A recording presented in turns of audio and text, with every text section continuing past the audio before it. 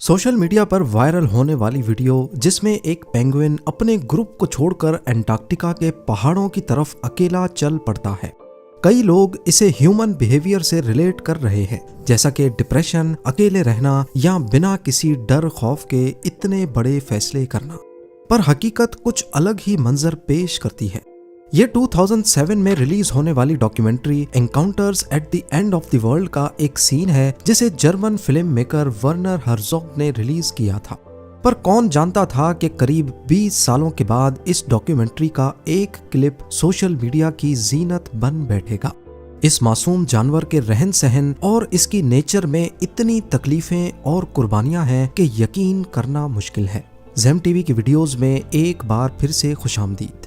नाजरीन, 2007 में German film maker Werner Herzog ने अपनी डॉक्यूमेंट्री में एक ऐसा मंजर पेश किया जिसने 2 दहाइयों बाद इंटरनेट की दुनिया में एक बड़ा सवालिया निशान छोड़ दिया है।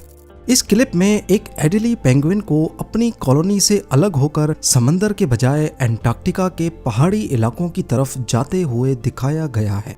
साउथ पोल में समंदर इन पेंगुइन्स के लिए खाना और जिंदगी का जरिया होता है, लेकिन ये अकेला पेंगुइन खाने को छोड़कर सीधा सीधा मौत की तरफ बढ़ रहा था, जहां ना खाना था और ना ही सर्वाइवल की कोई उम्मीद। इसकी क्या वजह हो सकती है? इसके लिए हमें पेंगुइन्स की नेचर के बारे में जानना होगा। क्या वजह है कि ये मखलूक समंदर छोड़कर अंटार्कटिका में 100 किलोमीटर अंदर रहने पर मजबूर है? अंटार्कटिका जमीन का वो हिस्सा है जहां कुदरत ने किसी जानदार के लिए कोई गुंजाइश नहीं रखी। ये दुनिया का सबसे ठंडा, सबसे खुश्क और सबसे ज्यादा तेज हवाओं वाला कॉन्टिनेंट है। यहाँ हरिकेन जितनी तेज हवाओं के साथ साथ टेम्परेचर -90 डिग्री सेल्सियस तक गिरना भी नॉर्मल बात है। इतनी ज्यादा सर्दी में इंसानी जिस्म अगर ठीक से ढका ना हो तो 10 सेकंड में ही फ्रीज होना शुरू हो जाएगा। यहाँ तक के उबलते हुए पानी का गिलास हवा में उछाला जाए तो जमीन पर गिरने से पहले ही फ्रीज हो जाएगा। तो फिर सवाल पैदा होता है कि पेंगुइन्स ने इस जानलेवा सर्दी को ही अपना घर क्यों बना डाला? इसका जवाब मिलता है पेंगुइन्स के दुश्मनों और उनकी भूख में। अंटार्कटिका की जमीन भले ही बंजर और मौत का घर हो, लेकिन इसके गिर्द जो समंदर है वो जिंदगी से भरपूर है।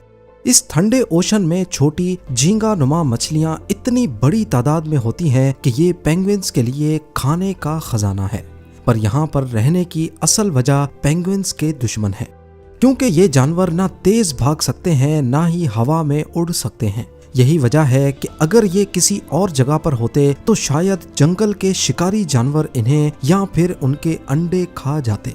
पेंगुइन्स की खुशनसीबी ये है कि अंटार्कटिका की सख्त सर्दी में दूसरा कोई खतरनाक जानवर कदम भी नहीं रख सकता। तभी पेंगुइन्स ने इस खौफनाक ठंड को अपनी ढाल बना लिया है। कुदरत ने भी इनके अंदर इतनी सख्त सर्दी से लड़ने की ताकत रखी है। पेंगुइन्स की स्किन के नीचे फैट की एक मोटी लेयर होती है जिसे ब्लबर कहते हैं, और इनके पर इतने घने होते हैं कि बर्फानी हवाएं इनके जिस्म तक नहीं पहुंच सकती। बेशक अंटार्कटिका पेंगुइन्स के लिए कुदरत का एक तोहफा है, लेकिन कुदरत कोई भी चीज मुफ्त में नहीं देती। अगर इन्हें यहाँ दुश्मनों से पनाह मिलती है तो इसकी कीमत उन्हें हर साल मौत का मुकाबला करके चुकानी होती है। यूं समझ लें, हर साल पेंगुइन्स को जिंदगी और मौत का एक इम्तिहान पास करना होता है। अंटार्कटिका की बर्फानी दुनिया में हर पेंगुइन एक जैसे नहीं होते। यहाँ टोटल 5 किस्में पाई जाती हैं। सबसे भारी और 4 फुट तक लंबे पेंगुइन्स को एम्परर पेंगुइन कहा जाता है। फिर आते हैं हेलमेट पेंगुइन या फिर चिन स्ट्रैप पेंगुइन। इनकी चिन के नीचे एक पतली काली लकीर होती है। तीसरी नस्ल है जेंटू पेंगुइन्स, जो अपनी ऑरेंज चोंच और सर पर सफेद पट्टी से पहचाने जाते हैं। फिर आते हैं मैकरोनी पेंगुइन्स, जिनके सर पर पीले रंग के स्टाइलिश पर होते हैं। और आखिर में पेंगुइन्स की वो नस्ल है जो वायरल वीडियो में देखी गई। इन्हें कहते हैं एडिली पेंगुइन, और इनकी पहचान इनकी आंखों के गिर्द सफेद रिंग से होती है। दुनिया में कहीं भी जब सर्दियों का आगाज होता है तो जानवर और परिंदे गर्म इलाकों का रुख करते हैं, लेकिन अंटार्कटिका में इसका बिल्कुल ऑपोजिट देखा जाता है। तकरीबन तमाम पेंगुइन्स की इकसाम ही ब्रीडिंग के लिए समंदर से दूर जाती हैं, ऐसा ये इसलिए करते हैं क्योंकि समंदर के करीब लेपर्ड सील्स, किलर वेल्स और परिंदों का खतरा होता है जो इनके अंडों के दुश्मन होते हैं। इसके अलावा एंटार्क्टिका में समंदर के करीब कंडीशंस काफी सख्त होती हैं। तेज हवाएं और लहरें अंडों को बहा कर भी ले जा सकती हैं। खासकर एम्परर पेंगुइन्स वो वाहिद जानवर हैं जो सर्दियों में बर्फीले पहाड़ों का रुख करते हैं, वो भी अपनी नस्ल को आगे बढ़ाने के लिए, यानी ब्रीडिंग। हर साल मई जून के महीनों में जब यहाँ विंटर्स शुरू होती हैं, एम्परर पेंगुइन्स समंदर में अपना खाना छोड़कर लाखों की तादाद में एक साथ ट्रैवल करना शुरू करते हैं। इनकी मंजिल होती है वो ब्रीडिंग कॉलोनी जहाँ ये खुद पैदा हुए थे, समंदर से 100 किलोमीटर दूर। ये सफर इतना मुश्किल होता है कि इनकी बॉडी की एनर्जी खत्म होने लगती है। ना ही रास्ते में इनके पास कुछ खाने को होता है और ना ही मंजिल पर। ब्रीडिंग कॉलोनी पहुंचकर ये अपना पार्टनर सेलेक्ट करते हैं। मेल पेंगुइन फीमेल को इम्प्रेस करने के लिए अजीब आवाजें निकालता है और सीना बाहर निकालकर गर्दन ऊपर नीचे करके डांसिंग जैसी मूवमेंट करता है। जो मेल ज्यादा सेहतमंद होता है उसकी सिलेक्शन जल्दी हो जाती है। मेटिंग करने के बाद फीमेल सिर्फ एक अंडा देती है और इस पॉइंट तक वो बिल्कुल एग्जॉस्ट हो चुकी होती है। इस पूरे प्रोसेस में पिछले 2 महीनों से कोई पेंगुइन कुछ नहीं खाता। आखिरी बार वो समंदर से जो कुछ खाकर निकले थे बस उसी पर गुजारा होता है और ये कुर्बानी उन्हें सिर्फ अपनी नस्ल बढ़ाने के लिए देनी पड़ती है। पर फीमेल पेंगुइन से भी ज्यादा बड़ी कुर्बानी मेल पेंगुइन देता है। अंडा देने के बाद फीमेल पेंगुइन इसको बर्फ पर टच किए बिना अपने मेल पार्टनर के पंजों पर ट्रांसफर करती है और फिर सारी फीमेल्स दोबारा समंदर की तरफ चल पड़ती हैं। इस दौरान मेल पेंगुइन्स जो ऑलरेडी 2 महीनों से भूखे हैं, अपने पंजों पर अंडा रखे इस तूफानी ठंडे मौसम में एक दूसरे के करीब करीब हो जाते हैं। इमेजिन करें अगले 2 महीनों तक ये बाप बिना कुछ खाए पिए बर्फानी तूफानों में -60 डिग्री सेल्सियस टेम्परेचर में खड़ा रहता है। वो अपनी जगह से हिलता तक नहीं ताकि अंडा नीचे गिरकर जम ना जाए। जब तक माँ वापस आती है, बाप तकरीबन 4 महीने भूख की वजह से अपना आधे से ज्यादा वजन खो चुका होता है।